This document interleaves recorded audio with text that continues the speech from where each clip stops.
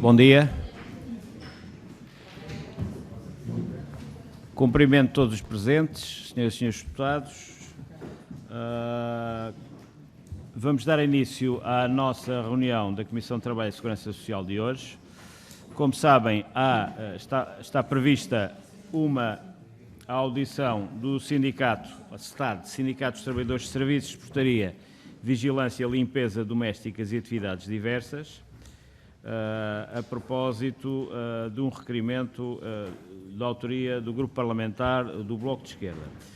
Estava prevista uma segunda audição no mesmo âmbito, que não se irá realizar, portanto, a nossa reunião ordinária, que será no final, portanto, é antecipada relativamente àquilo que é o horário, ou que seria o horário previsível inicialmente.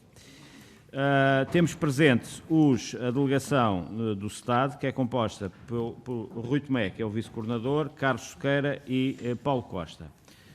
Esta audição será feita nos mesmos termos daquelas que tiveram lugar na semana passada, exatamente no mesmo âmbito. Em termos de grelha de tempos, a proposta é a seguinte e, portanto, creio que, por uma questão de coerência, ela deverá ser exatamente igual. Haverá uma apresentação do requerimento por parte do Grupo Parlamentar proponente, que neste caso é o Bloco de Esquerda, no tempo de 5 minutos. Uma intervenção inicial por parte do Estado no tempo de 10 minutos. Depois, cada grupo parlamentar presente terá uma intervenção de 5 minutos para colocar questões ao Estado sobre a sua intervenção. E depois o Estado terá uma intervenção final, uma resposta conjunta às intervenções dos grupos parlamentares, no valor ou na soma dos tempos dos grupos parlamentares. Portanto, no caso presente, nós temos 4 grupos parlamentares, portanto, se assim se continuar, entretanto podem chegar mais os outros 2 grupos parlamentares, se assim for, será no valor ou na soma de cerca de 20 minutos. Isto dará, eu tinha aqui inicialmente 75 minutos, previsivelmente será menos, e, portanto, sem mais delongas, eu passaria a palavra ao Sr. Deputado José Soeiro para a apresentação do requerimento. Tem a palavra o Sr. Deputado. Muito obrigado, Sr. Presidente. Queria, em nome do Grupo Parlamentar do Bloco de Esquerda e da Comissão também, saudar a presença do Estado. Nós propusemos que esta Comissão fizesse um conjunto de audições por causa do caos que está instalado neste momento no setor da segurança privada, em virtude da atuação de algumas empresas, particularmente no que diz respeito ao não cumprimento do dispositivo legal, da regra da transmissão de estabelecimento, ou seja, dos artigos do Código de Trabalho que apontam para a garantia da manutenção dos postos de trabalho, da posição de empregador e de todos os direitos contratuais adquiridos, nomeadamente a antiguidade, e quisemos, por um lado, ouvir as associações que representam as empresas do setor. Sabemos também que uma das empresas que está claramente na berlinda pelo incumprimento e em relação à qual até houve ontem uma greve convocada pelo vosso sindicato, a COPS, não é representada, não é associada de nenhuma das associações empresariais, nem da AES, nem da AES-IRF, e, portanto, convocamos uma audição específica para a própria empresa, a COPS, que não pôde realizar-se porque a COPS diz que antes do dia 20 não tem tempo para vir à Assembleia da República, mas, no fundo, estes requerimentos foram originados por uma situação que o próprio Parlamento já reconheceu como sendo grave, quando, na passada sexta-feira, foram aprovados, com os votos favoráveis de todos os partidos e com a abstenção do Partido Socialista, dois projetos de resolução que visam precisamente regular este setor e garantir que o Estado, sendo o maior empregador deste setor e, portanto, o empregador da maioria dos contratos com as empresas na área da vigilância e da segurança privada, que assume plenamente a centralidade da sua função reguladora, não apenas a partir das regras e da fiscalização da lei por via da ACT, mas também como cliente nos avisos de abertura dos concursos e nos cadernos de encargo, garantindo genericamente que, por um lado, a norma da transmissão de estabelecimento é respeitada em toda a sua plenitude e, por outro lado, que se combatem estas práticas de dumping social que estão neste momento a ser desenvolvidas por estas empresas que não cumprem a lei, que mesmo depois do Governo, nomeadamente pela voz da Ministra do Trabalho e também do Ministro das Infraestruturas, de ter dito que considerava que era obrigatória a verificação da transmissão de estabelecimento, mesmo depois disso, nós sabemos que há trabalhadores que não foram transmitidos, há trabalhadores que estão no desemprego e que perderam os seus postos de trabalho, ilegalmente, há trabalhadores que foram transmitidos, mas que foram pressionados para assinar um novo contrato e para rescindir com a empresa de onde vinham e assinar um novo contrato, como se estivéssemos a pôr o contador a zero e esses trabalhadores não fossem trabalhadores naquele posto de trabalho há não sei quantos anos, às vezes há décadas, e com situações completamente inaceitáveis e incompreensíveis, como o facto de o Estado, ao escolher empresas que são empresas de vão de escada, que são empresas, em alguns casos até, com suspeitas de esquemas mafiosos, que não têm condições para pagar os salários aos trabalhadores, a própria Direção-Geral, no caso da Justiça, ter tido que avançar com o pagamento dos salários porque a empresa não tinha dinheiro para pagar salários aos trabalhadores ou, enfim, se tinha o dinheiro que o Estado lhe pagou, alguma coisa fez com esse dinheiro que não pagar os salários aos trabalhadores. E, portanto, em resumo, aquilo que, no fundo, a posição que o Parlamento tomou na passada sexta-feira é muito importante. Aliás, nós ainda teremos que agendar aqui a redação final dessas iniciativas e era importante que pudéssemos fazê-lo tão breve quanto possível. Agora cabe ao Governo agir, mas estas audições creio que ainda são úteis, apesar de o próprio tempo parlamentar se ter acelerado desse ponto de vista, creio que ainda são úteis para nós podermos ter um retrato do que se está a passar no setor e já agora qual é a opinião do Estado sobre aquilo que foi aprovado na passada sexta-feira e que terá que ser depois aqui feita a redação final e qual é a opinião do Estado sobre outras iniciativas que entenda que o Parlamento possa tomar para fazer face a estes incumprimentos, a estes abusos, a este dumping e a esta violação da lei. Muito obrigado, Sr. Deputado. Tivemos então a intervenção inicial para a apresentação de requerimento por parte do Grupo Parlamentar do Bloco de Esquerda e eu passo de imediato a palavra aos representantes do Estado para uma intervenção inicial sobre o tema no tempo de 10 minutos. Tem a palavra. Muito obrigado. Obrigado por esta iniciativa do Bloco de Esquerda, do deputado José Soeiro e também a todos os deputados presentes, portanto, a oportunidade que dão ao Estado também para falarmos sobre esta matéria extremamente importante, que é a questão da transmissão de estabelecimento ou cessão de empresas no cliente. É uma situação que não é nova, ou seja, ao longo dos últimos anos, nós temos assistido no setor da vigilância privada uma situação que nós já detectamos há bastante tempo e que nós chamamos por transmissão à moda do patrão. Ou seja, o que é que nós queremos dizer com isso? Durante vários anos, o que nós temos no setor é a mudança à moda do patrão, em que as empresas que ganham o concurso, ficam com os trabalhadores, sim, mas a contrato. A empresa que perde o concurso, também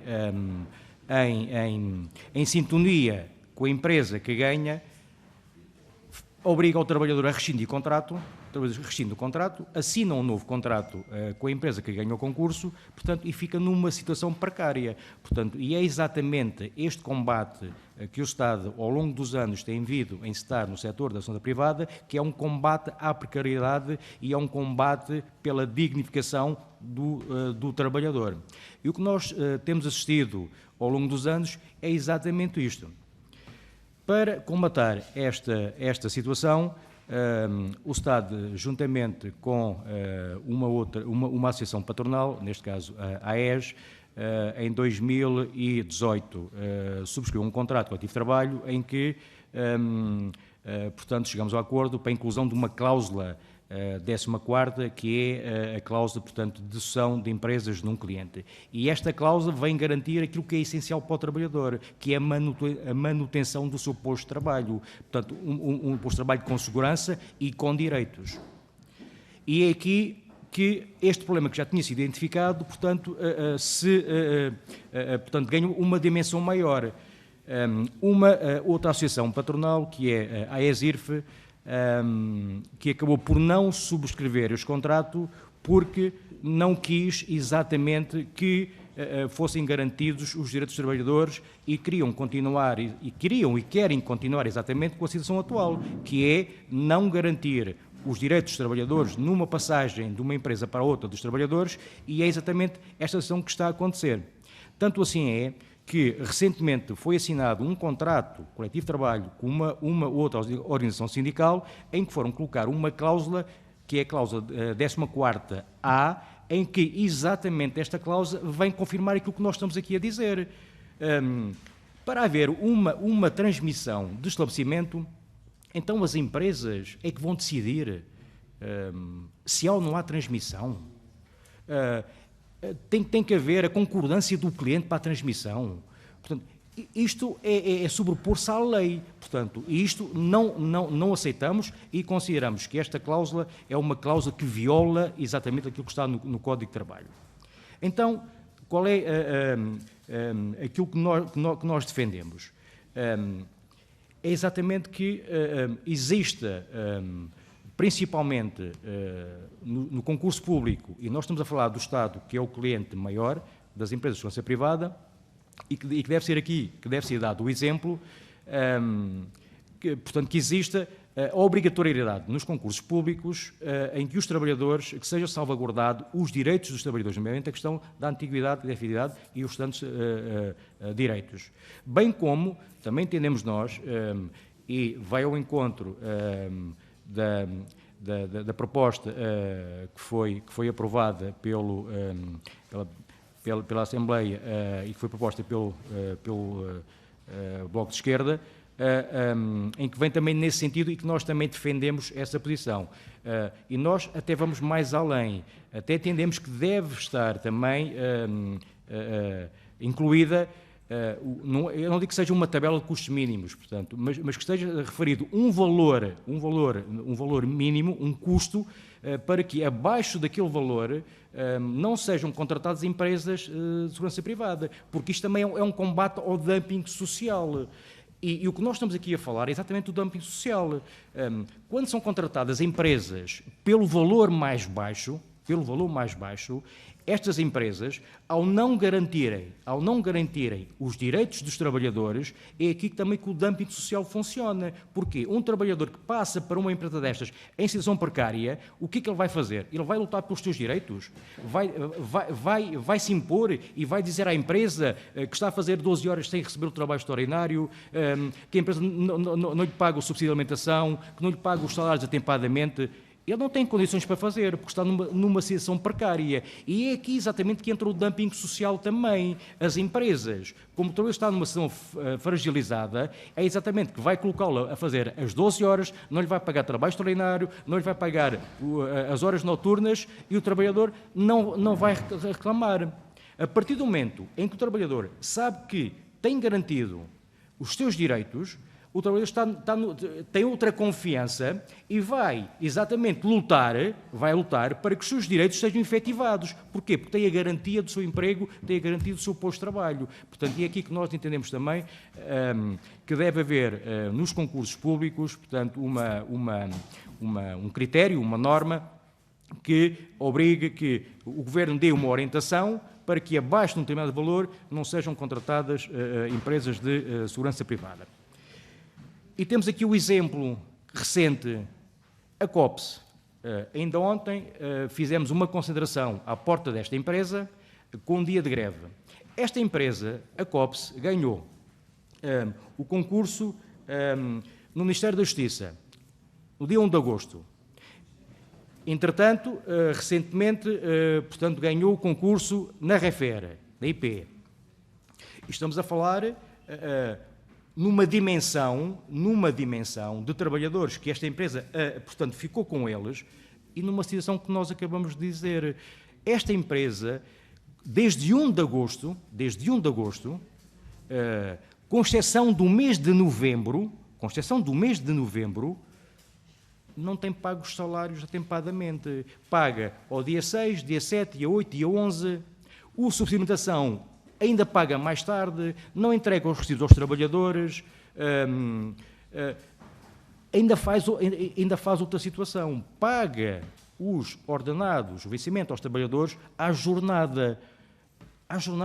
Portanto, se eu num determinado mês só faço 160 horas, mas vou cumprir o meu horário de trabalho, que está estipulado em escala, eu só vou receber o meu salário em função das 160 horas.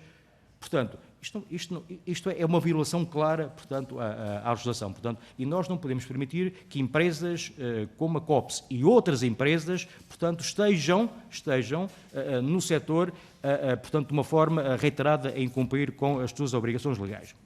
Mas não é só a COPS. Se nós...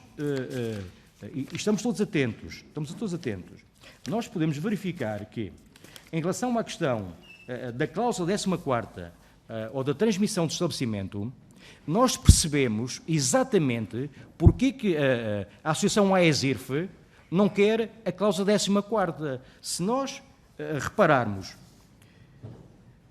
Transtejo, sai a Securitas, entra a PSG. Qual é a associação? É a AESIRF. No Ministério da Saúde, sai a Strong Charon, entra a Comansegur. Pertence a que associação? A AESIRF. Ministério da Saúde ainda, sai a Strong Charon, entra a Ronsegur. Associação? A AESIRF. Ministério do Trabalho, ACT, Instituto de Emprego e Formação Profissional, Centros de Emprego, Segurança Social, etc., etc.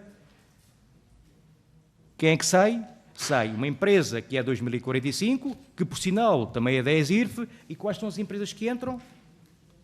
PSG, Comansegur e Ronsegur. Meus senhores, por coincidência ou não, nós estamos a falar exatamente nas empresas que não estão a cumprir com o artigo 285 do Código de Trabalho de Transmissão e Estabelecimento, são empresas que estão associadas na AESIRF. E é exatamente sobre esta questão que o Estado, ao longo destes anos, tem vindo a combater e aplaudimos, de facto, que tenha havido esta iniciativa e que a situação daqui para a frente possa melhorar e os trabalhadores possam, de facto, ter os seus direitos garantidos.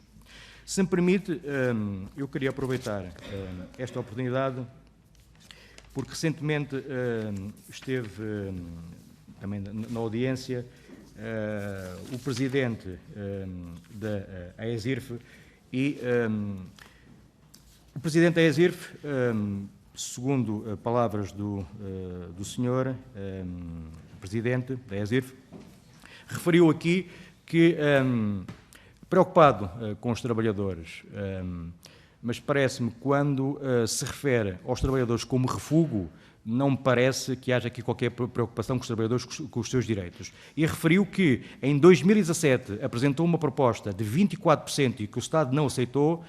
Eu queria aproveitar esta oportunidade para dizer que, de facto, isto não corresponde à verdade. Esta associação apresentou uma proposta de 24%, é verdade, verbalmente, mas em contrapartida, portanto, exigia a eliminação da percentagem dos feriados, trabalho noturno, trabalho suplementar, portanto, uma série de contrapartidas que, obviamente, não podem ser aceitas. Agora, quem chama refúgio aos trabalhadores não está à espera, de certeza, que existe esta vontade por parte desta associação, portanto, dar um aumento de 24%. Sim, Sr. Ok, peço desculpa. Muito obrigado. Certamente depois terá, na ocasião da resposta, de eventualmente poder complementar essas informações nas respostas aos grupos parlamentares. Portanto, iniciemos então a nossa ronda pelos grupos parlamentares. 5 minutos para cada grupo parlamentar, começando pelo Partido Socialista. Sr. Deputado, tem a palavra. Sr. Presidente, Sr. Deputado Fernando José. Senhores Deputados, Muito bom dia. Começar por saudar o Bloco de Esquerda pela iniciativa e também o Estado pela presença e pelos esclarecimentos que nos podem trazer hoje aqui nesta audição. Nós temos que ver a dimensão do problema. Até 2018, nós tínhamos duas convenções coletivas celebradas por estas duas associações de empregadores, as duas associações de empregadores que no âmbito da vigilância e da segurança privada representam todo o setor, e tínhamos duas convenções coletivas, praticamente com o mesmo texto, celebradas entre uma com o STAD, entre as duas associações e o STAD, e outra entre a FETES e essas duas mesmas associações. E uma pergunta, que embora tenha sido uma tentativa de esclarecimento, cabe saber como é que até aí, portanto até 2018, como é que as situações iam decorrendo relativamente à questão da transmissão, porque todas as empresas estavam ao abrigo dessas duas convenções e, portanto, a questão da transmissão foi sempre acontecendo, a cessação das empresas, dos trabalhadores, e, portanto, saber como é que até 2018 as coisas aconteceram. Porque foi precisamente em 2018, com uma maior dimensão, porque, como disse, o problema foi sempre existido, mas foi em 2018, quando, na revisão dessas duas convenções, entre as duas associações e os sindicatos, que uma das associações, a ERSFIP, acaba por saltar fora e acaba por não outorgar a revisão dessas mesmas convenções, o que acabou por ser feito apenas por uma das associações da AES. O que está aqui em causa tem a ver precisamente, e como disse, e muito bem, com a cláusula 14ª. E nos anteriores contratos, nos antigos contratos, tinha a ver com o número 2 da cláusula 14ª. E nesse número 2, aquilo que está escrito, está plasmado, é que não se enquadra no conceito de transmissão de empresa ao estabelecimento a perda de cliente por parte de um operador com a adjudicação de serviço a outro operador. Ora, este número 2 foi considerado nulo pelo Tribunal e a AES e os sindicatos, e bem, resolveram essa situação com a revisão da Convenção Coletiva. Portanto, essa situação ficou esclarecida e, portanto, para a AES, para as empresas da AES, para os trabalhadores que são representados por estes sindicatos e também através da portaria de extensão, esta situação acaba por estar resolvida. Ora, aquilo que acontece é que a ERSFIP vem, numa negociação com outra associação sindical, a manter o teor deste número 2 da cláusula 14ª. E, portanto, vai verter, ou verteu nessa celebração, porque se trata de uma celebração de um novo contrato, vem aqui colocar este número 2, que certamente será, acreditamos nós, declarado nulo pelo Tribunal, mas caberá aos tribunais se pronunciar, porque de uma nova cláusula se trata. Portanto, não estamos a falar da nulidade de uma cláusula que já foi estabelecida pelos tribunais, mas estamos a falar de uma nova cláusula, num novo contrato coletivo. Na nossa opinião, tal como foi declarado pelo Tribunal, esta redação viola claramente a Diretiva 23 de 2001, no seu número 1, no seu artigo 1º, número 1, a linha A, viola o artigo 285 do Código de Trabalho e viola, obviamente, também a linha M do número 3 do artigo 3º do Código de Trabalho. Aquilo que temos neste momento é que o contrato coletivo celebrado entre a ESFIP e a outra associação sindical vincula apenas, ou é apenas aplicável, aos empregadores filiados nessa associação de empregadores e aos trabalhadores filiados nesse sindicato. E, portanto, algo que esteja a ir para além disso, em termos de aplicação, de entendimento, quanto à transmissão do estabelecimento, é ir além daquilo que está previsto no artigo 285. E, portanto, aquilo que queríamos saber era também, da vossa parte, do vosso conhecimento, qual é que é a dimensão da não aplicação ou da aplicação impositiva a estes trabalhadores que são filiados no Estado ou que são filiados na outra associação sindical, na FETES, ou trabalhadores até que nem têm filiação sindical, deste contrato coletivo ou da redação deste contrato coletivo e na aplicação, portanto, do artigo 285 do Código de Trabalho, porque não há portaria de extensão ainda emitida sobre este contrato coletivo. Depois, para terminar, tentar perceber também se, relativamente aos trabalhadores que neste momento estão abrangidos qual é a dimensão dos trabalhadores, do número de trabalhadores efetivamente abrangido por esta associação sindical. Se têm esse conhecimento também, estamos a falar de que número de trabalhadores. E para já ficava por aqui. Muito obrigado, Sr. Deputado. Passo a palavra ao Grupo Parlamentar do Partido Social Democrata, Sra. Deputada Olga Silvestre. Tem a palavra. Obrigado, Sr. Presidente. Saudamos o Bloco de Esquerda pela iniciativa e agradecemos a vossa presença e disponibilidade para estarem hoje aqui presentes. E também os esclarecimentos que nos prestaram, porque nunca são demais ouvirmos todas as partes envolvidas neste processo. O PSD, como já foi referido e nunca é demais salientar, é sensível aos problemas dos trabalhadores e mais sensível ainda à violação dos direitos dos trabalhadores. É nosso entendimento que a transmissão da empresa e estabelecimento no que respeita aos direitos dos trabalhadores estão legislados no Código de Trabalho. O artigo 285 consagra os efeitos da transmissão da empresa ou do estabelecimento. O 286 prevê o direito de informação e consulta dos trabalhadores e representantes destes. E o artigo 286-A vai ainda mais longe e prevê o direito de oposição do trabalhador no caso de transmissão do estabelecimento ou empresa. E o 287 prevê a representação dos trabalhadores após a transmissão. E cabe à Assembleia da República legislar e o Governo, o Grupo Parlamentar do PSD, parece-nos que a legislação vigente tem salvaguardado os direitos dos trabalhadores nos casos que foram aqui referidos. Parece-nos também, e das várias audições que já temos assistido, que o problema está realmente na Convenção Coletiva de Trabalho, no já referido e aqui citado várias vezes, artigo 14. A pergunta que se impõe e gostávamos que de ver esclarecida, se for possível, é, na vossa opinião, se a legislação existente acautela os direitos dos trabalhadores e se será mais um problema de fiscalização dessa legislação ou do cumprimento dessa legislação e se essa fiscalização, que cabe à ACT, como todos nós sabemos, se esta entidade está a fazer o seu trabalho de fiscalizador e defensor dos direitos dos trabalhadores. Também se impõe aqui, e face ao projeto de resolução apresentado pelo Bloco de Esquerda e que nós votámos a favor, impõe-se aqui também que os senhores esclareçam se as empresas nos casos em que as empresas que concorrem a concursos públicos, se veem os senhores necessidade de constarem nos avisos de abertura desses mesmos concursos ou até eventualmente no caderno de encargos uma cláusula que refira explicitamente a obrigação dessas empresas ou estabelecimentos terem de respeitar os direitos dos trabalhadores no caso de existir transmissão de estabelecimento ou empresa onde consta a manutenção de todos os direitos desses mesmos trabalhadores e eventualmente também a salvaguarda do já que várias vezes referido, dumping social. Muito obrigada. Muito obrigado, Sra. Deputada.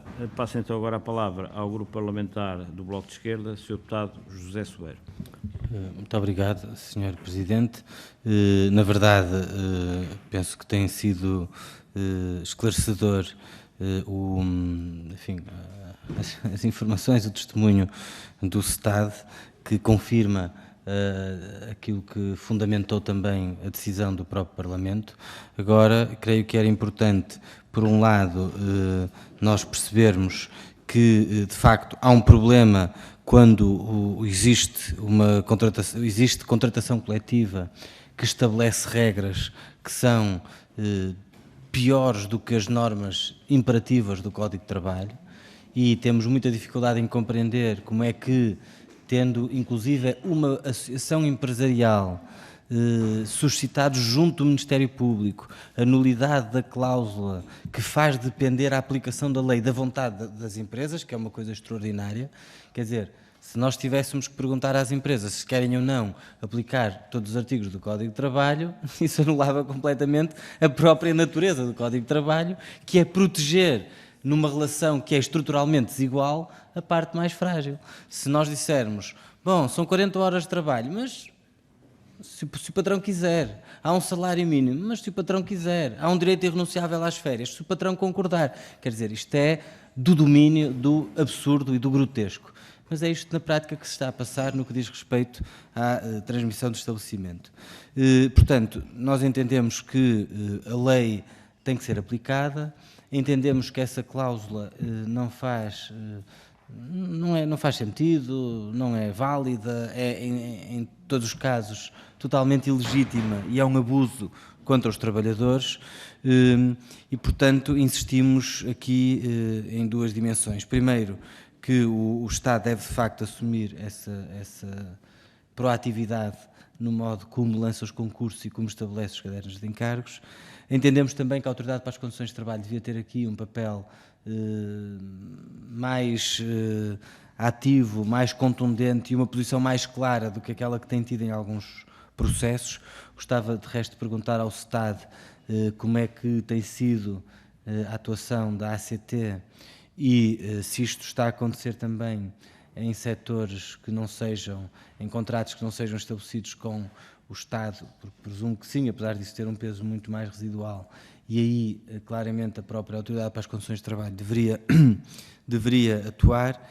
E finalmente também não pomos de lado, ainda que achemos, e quero insistir nisto, ainda que achemos que a lei hoje já não deve, digamos assim, suscitar dúvidas sobre a sua abrangência, também não pomos de lado a possibilidade de introduzir uma ênfase na lei sobre a aplicação deste mesmo artigo a todos os processos em que existam contratos para a prestação de serviços no setor público, ou seja, quando se transfere, quando há um contrato que cesse e uma nova empresa que ganha o contrato para a prestação daquele mesmo serviço, sublinhar que aqueles artigos naturalmente se aplicam a essas situações. E, portanto, queria, no fundo, perguntar ao Estado também sobre estas três matérias que suscitei, o que é que têm a dizer aqui ao Parlamento, não apenas ao Bloco de Esquerda, mas à Assembleia da República. Muito obrigado. Tem a palavra agora o Grupo Parlamentar do PCP, Sra. Deputada Diana Ferreira. Muito obrigada, Sr. Presidente, e gostaria, em nome do Grupo Parlamentar do Partido Comunista Português, de cumprimentar o Estado, de agradecer também a vossa presença nesta comissão, de agradecer até a intervenção inicial que fizeram, que eu acho que deixou bastante clara aquela que é a realidade vivida pelos trabalhadores do setor da vigilância neste momento. Aliás, neste momento, sendo que infelizmente não é uma realidade nova. Estamos a falar de uma realidade, mesmo nas questões da precariedade, da instabilidade, de baixos salários, do incumprimento até de pagamento de horas extraordinárias, do uso e abuso do trabalho por turnos, sem respeito até pela necessária articulação da vida profissional com a vida pessoal e familiar, ou seja, estamos a falar de uma realidade que infelizmente há vários anos é uma realidade de muitos atropelos laborais para os trabalhadores deste setor. E que naturalmente se agrava quando há empresas que assumidamente se recusam a cumprir o que está previsto em lei. Naturalmente que nós temos um Código do Trabalho que foi até severamente amputado naquela que era a proteção que deveria conferir à parte mais fraca nas relações laborais, que é os trabalhadores, mas que mesmo assim neste artigo, nomeadamente no artigo 285, prevê uma proteção aos trabalhadores para que eles não percam um conjunto de direitos até que foram adquiridos ao longo de vários anos que foram trabalhando. E nós assistimos aqui, efetivamente, nas audições, a entidades patronais que disseram que não se aplicava esse artigo por força de uma contratação coletiva que tem, inclusive, na mais recente, uma cláusula que replica uma mesma cláusula que no passado foi considerada nula, nomeadamente num acórdão do Tribunal da Relação de Lisboa de 2015, em que a redação é exatamente igual e o que se passa é a replicação de uma cláusula que neste momento é nula. Por isso, naturalmente, que o entendimento que nós temos é que a lei que existe, designadamente no que se refere a este artigo, tem que ser cumprida por todas as empresas. Os trabalhadores que estão nesta situação de transmissão de estabelecimento têm que ter todos os seus seus direitos salvaguardados e garantidos, incluindo a antiguidade, e não podem perder também toda essa reserva, digamos assim, até da experiência de trabalho que têm, até porque estamos a falar de trabalhadores muitas vezes que estão há largos anos, muitos há mais de 10 anos, no mesmo posto de trabalho, e que o que tem acontecido, no fundo, tem sido a alteração da entidade patronal, porque o posto de trabalho é o mesmo, os trabalhadores estão lá e estão lá até há vários anos.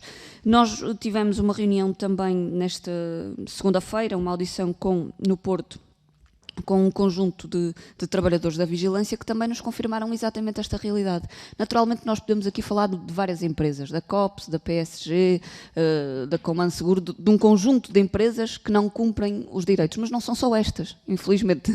São muitas neste setor que não cumprem um alargado conjunto de direitos destes trabalhadores, e isso exige naturalmente, além de uma fiscalização da própria ACT, que tem que ter os meios para o fazer, mas já agora que tem que também conhecer, no fundo, uma ação executiva da própria ação de fiscalização que faz. Além de tudo isso, temos também, naturalmente, e muito bem, que ter a denúncia e a mobilização dos trabalhadores, como aliás teve lugar quando foi a situação da própria EP, como teve lugar também na greve que foi convocada, no fundo, por causa da questão dos atrasos nos salários e de falta de cumprimento daquelas que são as suas obrigações pelas empresas deste setor, e no caso pela COPS. Nós, naturalmente, repudiamos toda esta realidade que se passa neste setor. O PCP entende que os direitos que existem têm que ser cumpridos e, aliás, que têm que ser aprofundados e garantidas melhores condições de trabalho a estes trabalhadores que não conhecem aumentos salariais significativos também há muitos anos, que não veem o seu trabalho valorizado também há muitos anos. E muitos são aqueles que estão num autêntico limbo, porque não estando já num posto de trabalho, não estão... Há algumas situações que não estão sequer numa situação de desemprego, e estas também são situações que importa resolver, porque ficaram sem o posto de trabalho em toda esta situação da transmissão do estabelecimento, ficaram sem o rendimento do salário, mas a seguir também não são considerados desempregados e a seguir também não têm neste momento subsídio de desemprego. Porque isto também foram situações que nos foram colocadas, naturalmente, sobre as quais nós não deixaremos de intervir, e que queríamos também saber da parte do Estado que aprofundasse também o conhecimento destas situações que tem e que nos informasse aqui também da generalidade destas situações, destes trabalhadores que também estão aqui num limbo em todo este processo da transmissão de estabelecimento. Queria ainda colocar aqui uma questão. Foi aqui também dito que há uma dimensão significativa de trabalhadores, no fundo, que foram transferidos para a COPS, nomeadamente do Ministério da Justiça da REFER. Quantos serão esses trabalhadores aproximadamente? Nós não temos esses números, e se o Estado nos pudesse transmitir era importante. E registramos também aqui a questão, no fundo, de garantir que, de um ponto de vista até dos próprios cadernos de encargos da administração pública, que há um conjunto de critérios que salvaguarde, ou seja, o que impeça que as empresas tenham ações de dumping ou de diminuição dos preços praticados, para salvaguardar aqui também, no fundo, o pretexto para o atropelo dos trabalhadores. Eu queria que confirmassem isto, e só mesmo para terminar, naturalmente, que entendendo e havendo também o entendimento por parte dos trabalhadores, e no caso até do Estado, que importa até ir mais longe naquelas que são as alterações legislativas ou naquela que é a legislação que existe, que o PCP está naturalmente disponível para fazer as alterações necessárias para salvaguardar melhor os direitos dos trabalhadores nestas matérias e noutras, naturalmente. Muito obrigado. Terminamos então as intervenções dos grupos parlamentares e passamos à fase de resposta conjunta do Estado, que dispõe de um tempo idêntico à soma dos grupos parlamentares, que foram 4 neste caso, e, portanto, dispõem de 20 minutos. Tem a palavra. Muito obrigado, Srs. Deputados. Há aqui algumas questões que foram colocadas, portanto, a minha resposta irá também englobar as várias questões, mas depois há aqui 2 ou 3 questões concretas que eu irei responder, portanto, individualmente. A questão que foi colocada aqui pelo Sr. Deputado do Parlamentar do PS, até 2018, como é que era? Até 2018. Até 2018 era exatamente conforme eu referi na minha intervenção inicial, aquilo que nós chamamos a transmissão à moda do patrão. as empresas iam sucedendo umas às outras, nos vários clientes, e os trabalhadores iam passando de uma empresa para a outra, perdendo exatamente todos os seus direitos. A antiguidade, nomeadamente a antiguidade. Nós temos trabalho no terreno, vamos aos locais de trabalho falar com os trabalhadores, e há locais de trabalho, e há clientes que nós passamos por lá há 10 e 15 anos, e nesses locais de trabalho temos trabalhadores que não têm antiguidade. Porquê? Porque se mantêm no mesmo cliente e vão passando de empresa para empresa e não têm a sua antiguidade. Porquê? Porque rescindem contrato com a sua empresa naquele momento e assinam um contrato novo com a nova empresa. Portanto, ficando exatamente na precariedade. E foi exatamente por a identificação desta situação que o Estado entendeu, e numa fase inicial, com as duas associações patronais, na contratação coletiva, portanto, encontrarmos uma cláusula, que foi a 14ª, que pudesse responder exatamente a esta questão para que os trabalhadores não estivessem constantemente nesta situação de precarização.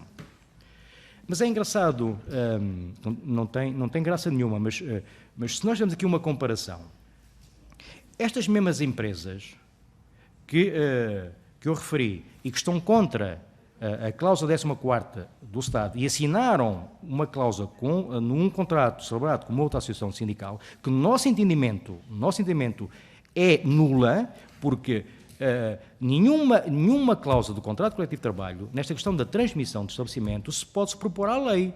Portanto, e não é uma cláusula que está assinada num contrato coletivo de trabalho que se vai sobrepor à lei. Portanto, o nosso entendimento é que a cláusula é nula. Mas, só para referir aqui 2 ou 3 casos. Por exemplo, o Grupo 8, que é uma empresa que está associada na ESIRF. Em 2016, estava na Refer a Strong. Na altura ainda era Strong, não era Strong Charon. E perdeu o concurso. Para quem? Para o Grupo 8. E já na altura estamos a falar à volta de 400 a 500 trabalhadores a nível nacional. Sabe o que é que aconteceu? Do Grupo 8 para a Strong Charon. Estava o Grupo 8 e depois entrou a Strong Charon. O que aconteceu foi que os trabalhadores do Grupo 8 passaram para a Strong Charon com os seus direitos. Portanto, aqui houve a transmissão do estabelecimento. Outra situação recente, na Corticeira Amorim, a nível nacional, a Securitas perdeu para o Grupo 8. O Grupo 8 ficou com todos os trabalhadores, cerca de 100 trabalhadores a nível nacional, com todos os seus direitos. Portanto, o que é que eu quero dizer com isto? Quando há interesse destas empresas e que salvar a parte económica das empresas e estão-se eu ia utilizar aqui uma palavra, não utilizo, mas não estão preocupados com os direitos dos trabalhadores, só estão preocupados com as questões financeiras, porque se estas empresas tivessem que, ou não tivessem colocação para os trabalhadores e tivessem que, por exemplo, fazer um despedimento coletivo, tinham que pagar as respectivas indenizações, não tinham colocação para os trabalhadores. Mas como houve um interesse, então aqui já se aplica. Portanto, e é nestes interesses que nós não podemos continuar com a decisão no setor e daí a cláusula 14ª. Agora, um exemplo positivo na questão da cláusula 14ª. Recentemente, no aeroporto de Lisboa e no aeroporto de Faro, uma empresa que esteve lá vários anos, no aeroporto, perdeu o concurso, entraram 2 empresas que ganharam o concurso, quer em Lisboa, quer nos Açores. E estamos a falar, a empresa que perdeu a ProSeguro e as empresas que ganharam a ICTS, que não está abrangida por contrato coletivo de trabalho, mas ao abrigo da portaria de extensão é-lhe aplicada a cláusula 14ª e a Securitas, que está associada na AES. Estamos a falar de cerca de 1000 trabalhadores. passaram para estas duas empresas sem qualquer perda de direitos e com uma tranquilidade e segurança dos trabalhadores. Portanto, são estes exemplos positivos, mas há mais. Portanto, que eu gostaria de deixar aqui a referir exatamente estas duas situações. Agora, a lei nós temos aqui também dois aspectos que nos podem ajudar também. A lei da segurança privada, portanto, passou a consagrar a responsabilidade solidária dos clientes, que também é uma das nossas reivindicações e que está contemplado na lei de segurança privada. Esta lei, que está previsto na lei de segurança privada, é extremamente importante, porque o cliente passa a ter a responsabilidade solidária também pelos créditos devidos das empresas aos trabalhadores. E como eu dizia há pouco, o Estado, sendo o maior cliente das empresas de segurança privada, aqui também tem esta responsabilidade, portanto, e é de louvar que, de facto, que isto esteja consagrado na lei da segurança privada. A questão também da lei da segurança privada, a questão da ACT, a atuação da ACT. Nesta situação mais recente. Nós entendemos que a ACT deve ter mais recursos para poder desenvolver um trabalho mais efetivo no terreno e fiscalizar os incumprimentos por parte das empresas. Neste aspecto, pelo conhecimento que nós temos, a ACT, portanto, tem estado no terreno a verificar as irregularidades destas empresas. Mas não chega.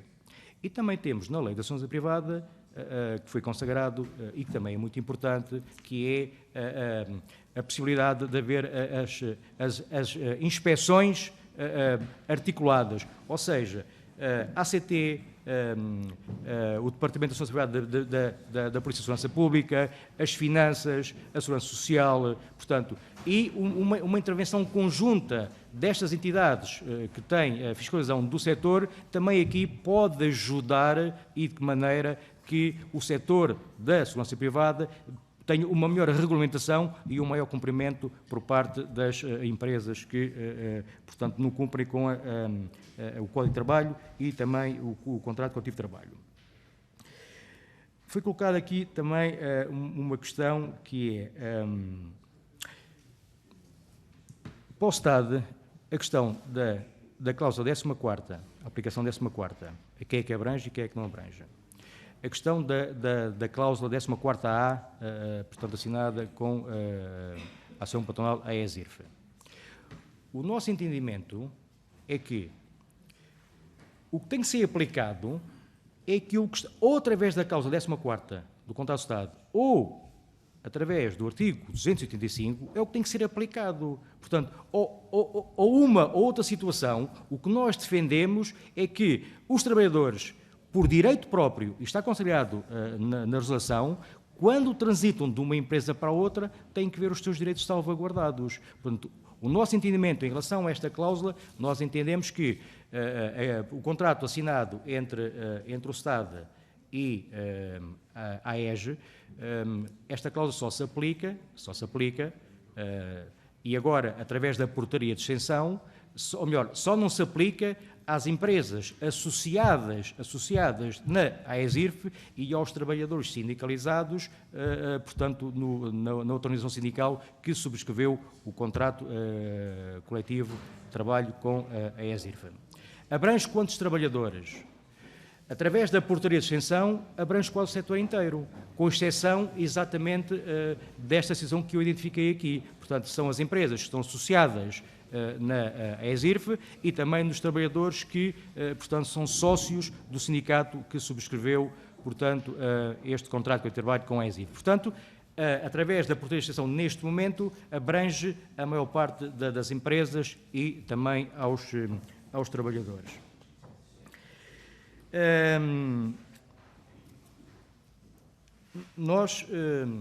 O Estado, portanto, já que o referiu, nós subscrevemos e estamos satisfeitos também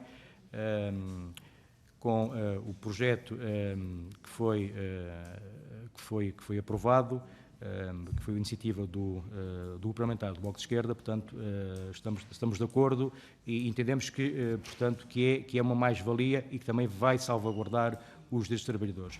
O que nós entendemos é que também devia ser incluído a questão do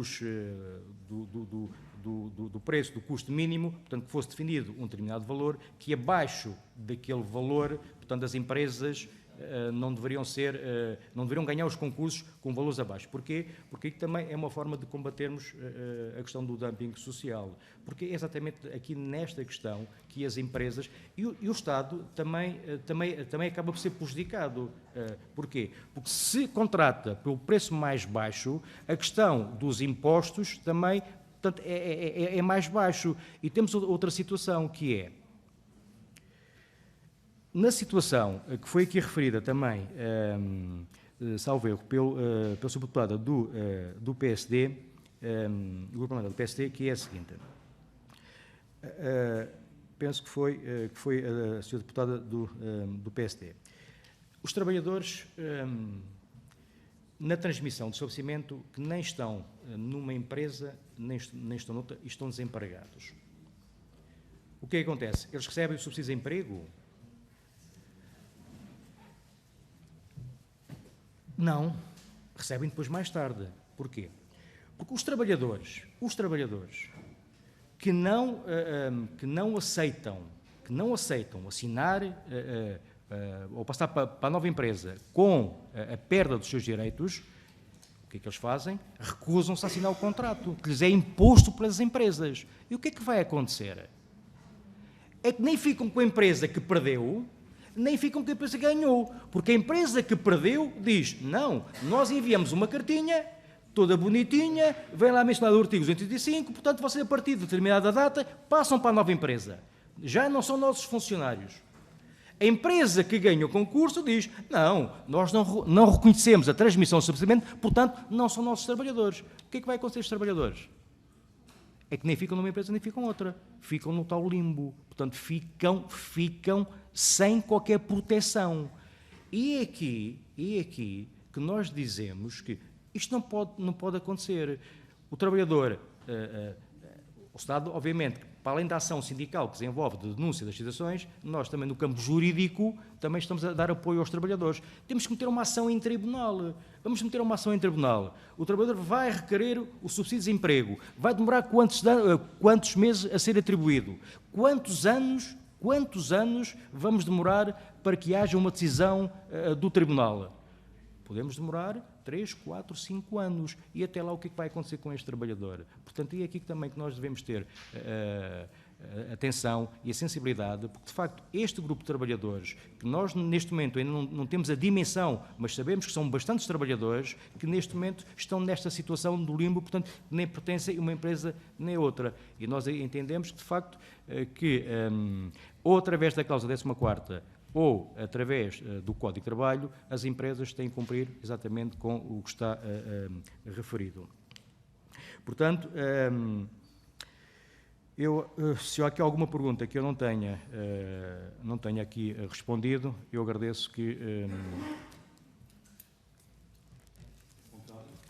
Se me der 30 segundos, só uma informação a propósito daquilo que foi dito, é que naquilo que o Parlamento aprovou, só para sublinhar isso, naquilo que o Parlamento aprovou, um dos pontos diz precisamente, e foi votado sem nenhum voto contra no plenário, diz que o Governo deve incluir nos cadernos de encargo dos concursos referência de preços mínimos que garantam o respeito pelos direitos laborais e impeçam práticas de dumping, que já aponta na direção da tal tabela e de haver digamos assim, um mínimo a partir abaixo do qual as empresas são excluídas dos concursos. Era só porque essa questão foi suscitada. Acho. Já agora, Sr. Deputado Fernandes, já agora uma questão da equidade. Apenas 30 segundos. Para dizer que no âmbito, segundo percebemos pela intervenção do Estado, no âmbito da liberdade negocial, as partes, a AES e os outros sindicatos, o FETES e o Estado, acabaram por resolver o problema e através da portaria de extensão, acaba por abranger a larga maioria do setor. Portanto, a questão que se coloca é uma questão residual, importante, em termos do combate à precariedade, mas é uma questão residual relativamente a algumas empresas que não estão a cumprir.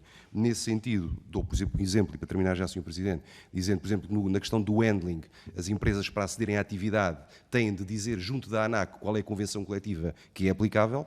Aqui, nesta situação, o Governo enviou já para a SPAP, e mesmo antes da apresentação do projeto de resolução do Bloco de Esquerda, uma redação de aviso que deverá constar precisamente nos avisos de abertura do concurso para que esta situação seja esclarecida e o problema seja efetivamente resolvido. Muito obrigado. Faz favor de prosseguir. Em relação ao valor, ao custo mínimo que deve constar, eu recordo que em 2012, entre as duas associações patronais, a ESIR-FAES, e juntamente com os sindicatos do setor, o Estado, a FETES, estes dois sindicatos, portanto, subscreveram, juntamente com a ACT, a recomendação, que é uma recomendação, portanto, que é a tabela de custos mínimos. Portanto, desde 2012. Entretanto, esta recomendação, através da Autoridade da Concorrência, veio considerar que aquilo não era aplicável, portanto, e ficou sem efeito. De qualquer das maneiras, eu penso que deveríamos retomar esta questão da tabela de custos mínimos, porque, de facto, vem lá referenciado quais são os itens que devem constar para que uma empresa não tenha prejuízo e que, se for abaixo daquele valor, garantidamente a empresa não vai cumprir. Porque faz 12 horas que não paga trabalho extraordinário, não paga horas noturnas, portanto, os trabalhadores não têm os seus direitos salvaguardados, portanto, com estes valores é impossível as empresas cumprirem com quer o contrato coletivo de trabalho, quer também com o Código de Trabalho. Eu penso que foi a senhora deputada do Grupo Parlamentar do PCP que colocou aqui a questão quantos trabalhadores é que estavam envolvidos na REFER. Estamos a falar mais ou menos à volta de 150 a 200 trabalhadores, portanto, só na REFER.